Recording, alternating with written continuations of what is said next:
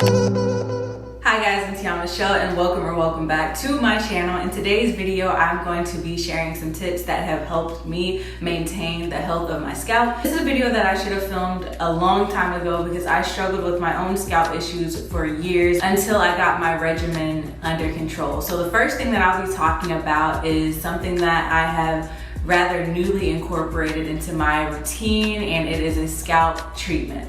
About 3 months ago, the Innate Life reached out to me about trying out some of their products. They asked me what sort of issues I was having, and I said that I have scalp issues because that's something that I'm constantly dealing with trying to maintain an itchy scalp and keeping my scalp from dealing with buildup and all these other issues that I have. So they sent me this scalp treatment to try out, and as you can see, I love this stuff so much that I have already used up this entire jar, so I ended up having to order another one. This scalp treatment has improved the health of my scalp so much. I ran out of this scalp treatment, so I ordered myself another one. Such a convenient timing that I received a new jar since I'm filming this video right now. So this is what the packaging looks like.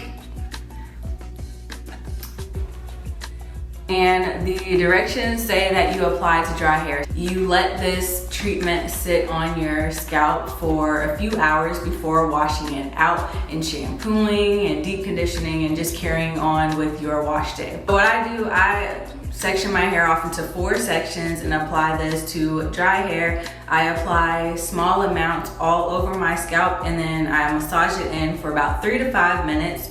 After I have applied the scalp treatment all over my scalp, I leave this on for a few hours. When I apply this scalp treatment, I gently massage my scalp because it has very small grains. It's basically an exfoliator for your scalp.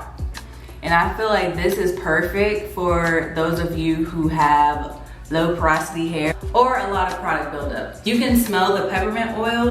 Like, I look forward to using this every single week. It feels so nice on my scalp. I mean, as soon as I apply this to my scalp, it starts to feel so invigorating and all of my itchiness goes away. It's not a product that just masks the issue. Like, I can use this scalp treatment once out of the month and not deal with dry, itchy scalp. Scalp treatment is non-toxic, natural, and organic. Scalp treatments seem to be like a more new thing. At least for me, it's more of a new thing. But it works a lot better than just using oils on my scalp alone. I will leave all of their information down in the description box for you guys to check out. I would suggest you give a scalp treatment a try because it is bomb.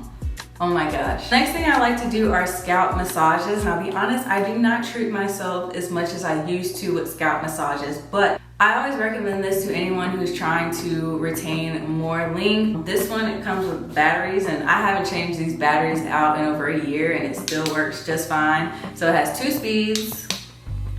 And I like to just put this on my scalp and massage my scalp, give myself a nice scalp massage. I don't like to use the second setting because it can be too rough for me. It feels uncomfortable, so I just always turn it to the first setting and I'll put this on my scalp and massage it in. I usually do this before washing my hair just to loosen up some of that dirt. It gets your blood circulating at your scalp. It helps lift up any dirt and buildup that you have on your scalp. And it overall just promotes and encourages hair growth. So this is a big one that I recommend. Next thing that I would suggest is to not take shampooing for granted. If you do not use shampoo, you need to start using shampoo. I have and use plenty of shampoos that are sulfate free and still clarify my hair. If you are only using co-washes or you are cleansing with conditioner, you're not actually cleansing your scalp. It's producing a lot of buildup, which leads to other issues such as brittle hair, sore scalp, and high growth fatigue. If you wash your hair in sections, like make sure you're spending at least a minute on each section. Don't just like slap the shampoo on your scalp and just scrub it in real quick and rinse it out because you're not giving yourself enough time to like really cleanse your hair. So that's why I have like a love-hate relationship with washing my hair in sections. It's so much easier for me to cleanse my scalp in just like one big section, but it causes so many single strand knots and tangles. When I wash my hair in 4 sections, I don't feel like I'm getting my scalp as clean, but I don't deal with as many knots. So yeah, still struggling there. Carol's Daughter Wash Day Delight is one of my favorite shampoos to use for cleansing my scalp. I like to use shampoos that feel cooling on my scalp as well, such as the Peppermint Shampoo by Eden Body Works and the shampoo from Organic Grow Hair Co., which I ran out of that because I love that stuff so much. And as you can tell, I love this stuff so much too because it's almost empty. So I need to restock up on my shampoos, but that is a huge part of how I maintain the health of my scalp. And when I first went natural, I did not use shampoo at all. I thought that co-washing was like the big thing. I didn't know any better, and it was just doing terrible things for my scalp. My scalp was always so itchy, and at one point it got to where my scalp would burn. So yeah, make sure you're using shampoo. The next thing that I like to do to maintain a healthy scalp is alter the ways that I dry my hairstyles. I used to be a girl who liked to air dry all of her styles, but that was just not mixing well with my scalp. With certain styles like braid outs and twist outs, I can air dry my hair because my hair is not covering my scalp, like my scalp has room to breathe. But when I do wash and goes and I air dry my hair fully, like with no help with anything else, I find my scalp to be very itchy by day 3 of wearing my style. So what I like to do now, since I still don't like to put so much heat on my hair because I know that's not the best for you, I like to sit under a hooded dryer for about 30 minutes to an hour after styling my hair, and then allow it to air dry the rest of the way, just so that my scalp is getting completely dry and it's not wet all of the time. I know I've mentioned this in my past videos, but if you are walking around with your scalp wet all the time, your scalp is never really getting the opportunity to dry completely before your next wash day, you're gonna deal with problems such as fungal growth. That's why some people struggle with burning and itchy scalp, which can eventually lead to hair loss. Another thing that I like to do is make sure that my scalp is nice and hydrated. I do this on my wash day. So after I wash, deep condition, before I style my hair, I use like a serum or a scalp oil to moisturize my scalp. Now, I'm noticing a difference with scalp moisturizers. So most of us are used to just oils, straight oils when moisturizing our scalp, such as this one, where they have no water in them. It's just like, it's just a blend of essential oils.